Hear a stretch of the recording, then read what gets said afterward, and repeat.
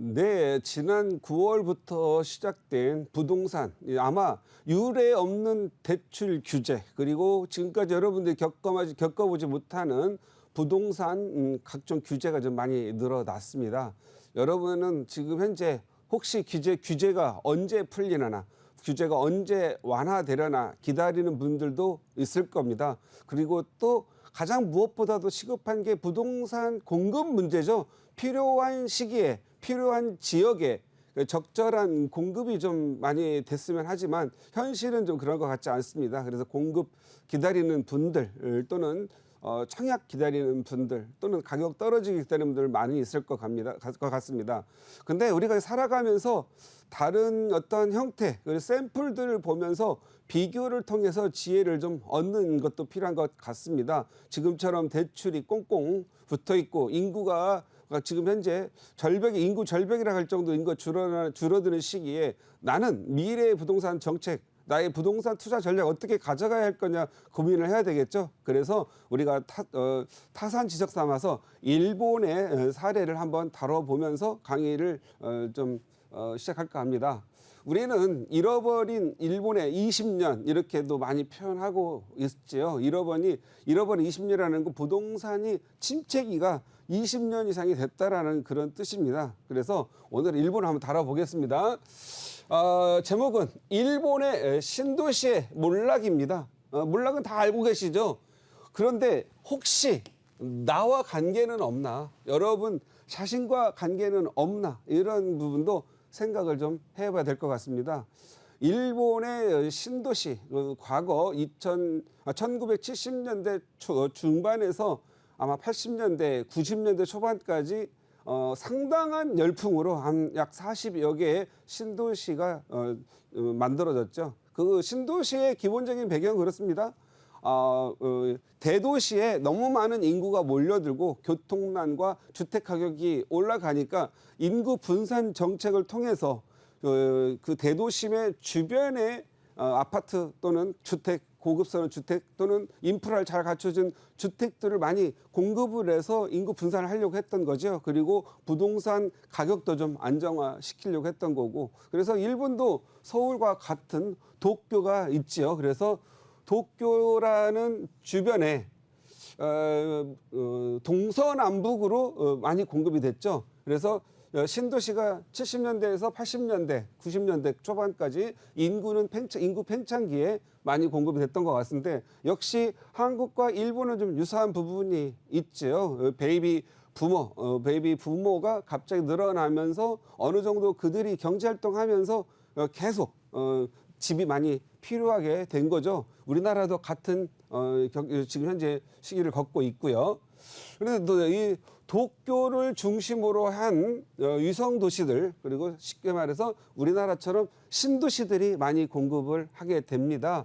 도쿄로부터 30-40km 또는 50-60km 떨어진 쪽으로 해서 도쿄의 동쪽 쪽으로는 지바 신도시 그리고 서쪽으로는 많이 들어보고 있는 다마 신도시 다마현 그리고 북쪽으로는 스쿠바 신도시 그다음에 남쪽으로는 고우쿠 신도시 요코하마라고 좀 많이 아실 거고 이 도시들을 대표적인 도시를 중심으로 해서 이 도쿄를 중심으로 해서 상당히 많은 신도시들이 공급이 됩니다. 그러는 과정에서 우리 서울 지난 8년 전에서 지난 7년 동안 우리 서울도 약 393개의 박원순 시장 시절이죠. 재개발 지역을 취소 또는 허가를 안 해줘 가지고 공급이 끊어졌죠. 서울시 의회에서 조사한 바로는 약 지난 7년 동안 박원순 시장 재임 시절에 약 24만 8천 세대 그리고 반올림 하면 약 25만 가구의 주택이 공급될 물량이 해제가 됐던 거죠. 그 다음에 까다로운 서울시의 재개발 재건축 규제로 인해서 노후도의 60%를 충족을 해야 이 필수가 개발이 되는데 전체 평균이 그런데 여기에 정비 지수라는 부분이 돼 있어서 정비 지수 70점을 넘어야만 하다 보니까 이 까다로운 이 규격을 통과해서 재개발, 재건축을 할 수 있는 것은 거의 없었다고 보시면 될 것 같죠. 그러다 보니까 공급량이 실질적으로 더 많이 줄었다. 제가 생각할 때는 뭐 거의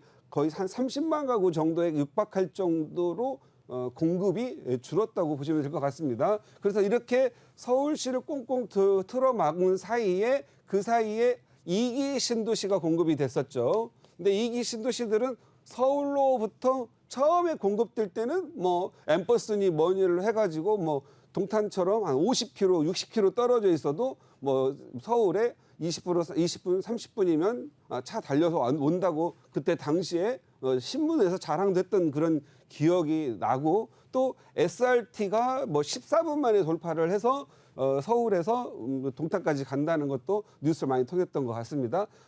당시 일본도 이러했던 것 같습니다. 일본도 뭐 지하철 그리고 또 고속철을 이용해 가지고 도쿄의 접근성을 높였고, 그 다음에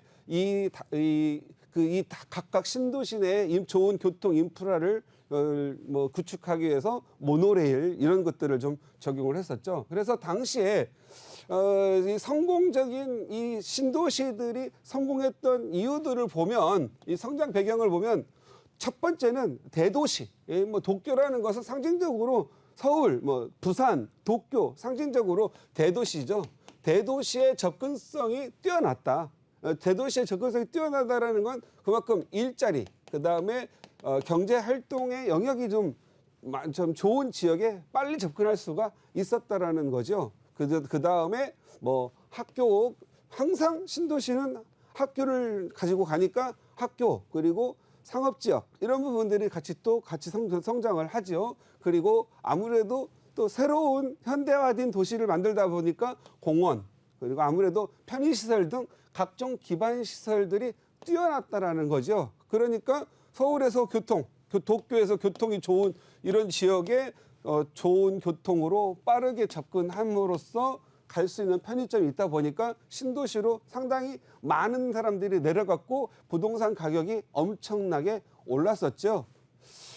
그런데 이 교통 여건마저도 서울과도 유사합니다. 서울도 뭐 SRT, 또 요즘은 뭐 GTX, 그다음에 이 이전 버전이죠. 우리는 지하철, 뭐 이런 것이 굉장히 발전했었고, 다마시티 같은 경우는 오타큐산이라든가, 그다음에 게이오선, 뭐 모노레일, 우리 같은 경우는 BRT, 뭐 대만이라든가 뭐 버스가 위에서 막 다니죠. 이런 것들을 많이 했었던 거죠.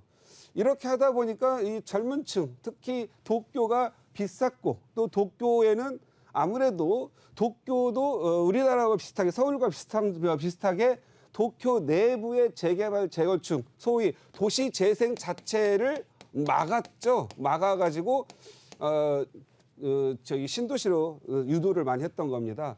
가장 핵심이라 할 수 있는 건, 신도시가 성장했던 것은 여러 가지 이유가 있겠지만 가장 핵심이 되는 이유는 대도시의 도시 재생, 즉 재개발, 재건축을 막았다는 거죠. 재개발, 재건축을 막았다라는 건 뭐죠? 양질의 주택이 없다라는 거죠. 그리고 이 양질의 주택이 없어서 신도시에 구성시킴으로써 내보냈다라는 거죠. 우리나라도 일기 신도시, 분당, 그다음에 부천, 그다음에 평촌, 그다음에 산본, 그다음에 일산, 일기 신도시 약 한 28만 세대 정도를 공급을 했죠. 그 당시에 외곽 순환도로를 만들어서 여피족이라고 해가지고 젊은 전문가라든가 돈 버는 사람들은 서울에서 경제활동으로 돈을 벌고, 그리고 드라이빙을 만끽하면서 일산, 분당, 뭐 평촌 이런 데 이렇게 가게 해줬죠. 그런데 어느 순간 2003년도가 지나가면서 차가 많이 늘어나죠. 차가 늘어나면서 자기가 만끽할 수 있는 부분들이 짜증으로 바뀌는 거죠. 특히 전문가 집단들, 프로 집단들은 하루 1시간, 어떻게 시간이 돈인데 이 왔다 갔다 하는 시간을, 서울까지 왔다 가는 시간이 편도 30분이면 충분했던 게 시간이 늘어나죠. 그리고 1가구 1주택, 심지어는 이제는 1가구 뭐 1.2주택이 넘어 1가구 1차량, 이런 시대에서 2003년이 넘어가면서 뭐 1인 뭐 성인 직장인이라면 1인 1차량 시대가 일어날 정도로 1가구당 뭐 1.2, 1.3 늘어나다 보니 교통 체증이 심한 거죠. 그리고 또 나름대로 자가로 운전했던 분들은 지하철을 타고 다니기가 습관이 안 돼 있기 때문에 힘드니까 결국은 여기 있는 신도시에 있는 사람들이 도쿄로 이사를 나오게 되죠. 왜? 중요한 거지. 시간이 돈이니까 어떻게든 내 일자리에 돈을 버는 게 중요한 거지, 내가 드라이빙해서 출퇴근하는 그 만끽하는 그거보다는 이제는 출퇴근하는 게 고통스러운, 뭐 요즘 같은 경우에는 이제 신도시에서 서울 들어오려면 차가 많이 막히니까 과거에 30분이면 와야 될 게 1시간, 하루에 1시간 반, 하루에 약 뭐 왕복을 하면 2시간 만에 3시간 걸리다 보니까 이제는 나와주게 되는 거죠. 그러다 보니까 도심 내가 비싸지고 돈이 있는 사람들이 더 들어오려 하니까 경쟁적으로 가격이 높아질 수밖에 없는 환경이었죠. 역시 초창기에 그 당시 70년대 80년대 일본의 상황도 좋았던 것 같습니다. 교통 여건 다 좋았죠. 그런데 어느 순간 몰락의 시간들이 돌아오게 된 겁니다. 잃어버린 2000년대 들어와서 일본도 역시 차량 늘어나고 경제 활동을 하는 인구가 도심 중심으로 더 집중화되고 하면서 인구가 서서히 감소를 합니다. 20대, 30대 일자리와 자기의 영역을 쳐서 도심 집중화 현상이 일어나고, 도심 집중화 일어나면서 도시에서 생활했던 사람이 밖으로 나가기가 어려워지는 일이 발생이 되는 거죠. 여기에서 교통 여건이 다른 점, 한국과 다른 점은 일본 같은 경우에는 이런 지하철이라든가 대중교통의 요금이 좀 비쌌던 거죠. 요금이 비쌌고, 지금 한국 같은 경우에는 요금, 우리나라만큼 대중교통 요금이 싼 나라가 없을 정도로 우리나라는 대중교통 여건이 좋다고 합니다. 그래서 아직까지는 이렇게 신도시들이 어떻게 보면은 잘 작동을 하고 있는 것 같습니다. 그런데 문제는 자가로 운전하는 사람들에게 문제가 있는 거죠. 이 도로를 확장하는 건 쉬운 문제가 아니죠. 또 희한하게도 도로를 확장해준 만큼 또 차량 사용자가 더 폭증을 해서 결국은 도로의 정체는 심합니다. 아침에 저도 이렇게 가끔 임장을 하면 돌아오다 보면은 경기도 뭐 광주에서 서울 나올 때, 일산에서 나올 때, 김포에서 나오거나 하면 서울 대도시권 나올 때 보면 차가 너무 많이 밀리죠. 그러니까 차를 피해서 정체 시간을 러시아워를 피해서 어떻게 하죠? 뭐 8시, 보통 차만 안 막히면 8시 반에 나와도 될 걸 6시 또는 6시 반 이전에 나와서 미리 출근하고 미리 회사에서 나와가지고 인근에서 밥을 먹어야 하는 일들이 지금 현재 비일비재하게 늘어나고 있죠. 퇴근도 일찍 가고 싶지만 너무 퇴근 시간대에 너무 차가 많이 밀리기 때문에 아예 늦게 집에 들어가는 경우가 많아졌죠. 그러다 보니까 피로도가, 직장 다니고 자가 운전하는 피로도가 증가를 하게 됩니다. 이와 같은 이러한 부분들, 아마 제가 생각할 때는 이 몰락의 기본적인 배경에는 교통의 문제가 있지 않았겠느냐 좀 생각이 되고, 과거에 지금 현재 일본 같은 경우에 여기서 아까 제가 핵심이라고 했던 게 이 도시 재생 부분인데, 이 동경이라는 도쿄라는 데가 도시 재생을 꽝꽝 막아놨다가 도쿄 내에서 재개발, 재건축, 도시 재생을 일으키면서 도쿄 이내에 양질의 주택들이 공급하기 시작된 거죠. 그러다 보니까 여기 있는 신도시들에 있는 그러한 사람들이 밖으로 나오게 됩니다. 그래서 예를 들어 다마시티 같은 경우, 지금 일본의 신도시들은 노령화라고 하는 것은 이 주택들이 오래돼가 노후화가 된 게 아니고 노령층만 남아있다고 해서 젊은 층은 다 빠져나가고 도예지로 다 나가고 노인 인구만 남아있거나, 그리고 백화점 문을 닫고 그 다음에 노인 인구들은 나오기 힘드니까 지금은 거꾸로 이 트럭 백화점이 돌아다니면서 날짜를 정해가지고 이게 물건을 지금 현재 팔고 있고, 어르신들이 나와서 그 날짜에 맞춰서 물건을 사가는 것이 요즘에 일본 신도시들의 풍속도라고 하지요. 그리고 노령화는 그래서 사람이 살고 있는데 이제 유령화가 되고 있죠. 유령화라는 건 도시 아무도 살지 않는 도시 공동화를 말씀드리는 거죠. 도시가 비어간다. 그래서 열채당 두 채는 살고 있는데 8채가 비어 있어요. 그러니까 누군가가 살고 있는 두려움, 혹시 귀신이 살고 있지 않느냐 그런 표현이죠. 유령화가 되고 있는 거죠. 그래서 이러한 부분들이 일본의 신도시의 몰락이 과연 우리나라에는 닥치지 않을까라는 부분을 생각을 해봐야 되겠고 그 닥치는 게 혹시 내가 그 안에 포함되어 있지 않을까를 이제는 고민해야 될 때가 됐다라는 거죠. 왜일까요? 왜? 근본적인 부분은 저는 도시재생의 아까 문제를 말씀을 드렸는데 근본적으로 인구가 줄어드는 부분에 대해서는 문제가 되지 않습니다. 왜냐하면 도시의 인구가 줄어들수록 지방 멀리 있는 데는 학교가 없어지고 일자리가 없어지니까 서울로 다가올 거죠. 그리고 서울이 비싸고 꽉 차 있으니까 신도시로 나갈 수 있지 않겠어요? 그러면 어느 정도 급격하게 가격이 하락하지 않습니다. 신도시들은. 그런데 서울, 특히 일본처럼 도쿄의 재개발, 재건축, 도시재생이 급격히 빨리 진행되면서 여기 이 주변의 신도시들이 힘이 어려운 시기로 되었죠. 그래서 서울도 이제는 지금 현재 서울, 특히 뭐 부산이나 서울 대도시권에는 지금 현재 공급 문제가 부족하니까 공공재개발 또는 민관 공동재개발, 그 다음에 지금 현재 정부에서 추진하고 있는 3080 공공개발, 그리고 또 서울시에서 이번에 9월 이제 곧 10월 23일이면은 이제 지났네요. 이제 지난주로 이제 모집이 끝났는데 이제 매년 그렇게 신속통합기획개발이라고 그래가지고 서울시가 신통기획개발 또 진행하죠. 그리고 또 자연적으로 또 이렇게 또 까다로운 정부 지수제도를 없애고 과거처럼 이제 노후도 60%가 진행이 되고 일정 자격이 되어지면 재개발을 할 수 있도록 하고 또는 소규모 재개발 이런 개발 형태로 해서 지금 현재 우리의 가장 주택값의 상승의 주범이 되고 있는 공급 물량의 부족이 그동안 신도시에서 풀어야 했던 부분이 결국은 도심 내, 서울 내에 필요하다는 거죠. 그래서 서울 내 공급을 현재 계속 할 거다. 그래서 지금 올해부터 시작되는 서울 시내 그리고 뭐 부산 시내, 이 시내에 그 새로운 아파트, 양질의 주택들이 공급이 시작될 거라는 거죠. 그럴 경우에는 신도시에도 영향을 미칠 수가 있다. 지금 당장 미치겠습니까? 저는 심리적으로 지금 당장은 미치진 않을 거라고 염려만 생기는 시기라고 보여지고요.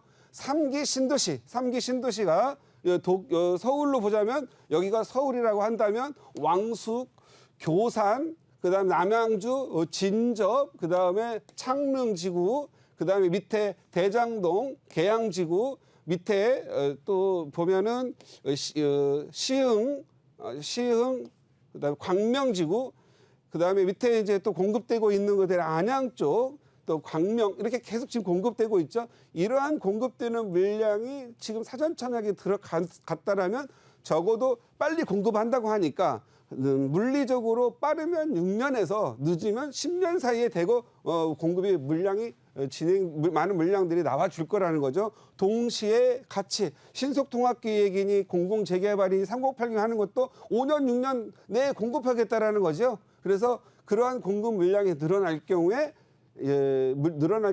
입주 시에 타격을 받을 수 있겠죠. 그래서 제가 봤을 때는 짧게는 6년에서 조금 길게는 한 8년, 10년 사이부터는 신도시의 공급 물량이 이제 입주할 때가 되겠죠. 그럴 때 될 때 서울도 역시 통합계획 3080으로 해서 5, 6년 후에 같이 진행이 된다라고 한다면 어느 정도 공급 물량이 열리기 때문에 신도시도 영향을 받을 수 있을 거라고 저는 개인적으로 생각을 합니다. 그리고 무엇보다도 중요한 게 인구의 감소가 같이 진행되기 때문에 그래서 일본 신도시의 몰락이 한국에는 크게 들이닥치는 않겠지만 여기에 해당되는 지역도 생길 거라는 부분도 염두에 둬야 된다. 그래서 여러분들이 투자를 하시는 것과 내 집을 사는 거하고 좀 차이가 있지 않습니까? 내가 내 직장상의 문제로 내가 그 도시에 살고 싶어서 산다라는 문제가 않겠지만 가격이 어느 정도 올라줘서 자기가 다시 또 좀 더 상위지로 업그레이드 하려고 계획했던 분들은 한 번 정도 생각해 볼 시기가 이제 도래됐다라는 그런 말씀 드리고요. 항상 남의 얘기가 나의 얘기와 연결될 수 있는 그런 유관성을 찾아가면서 좋은 투자 전략을 세우는 것도 좋을 것 같아서 한번 다뤄 보았습니다.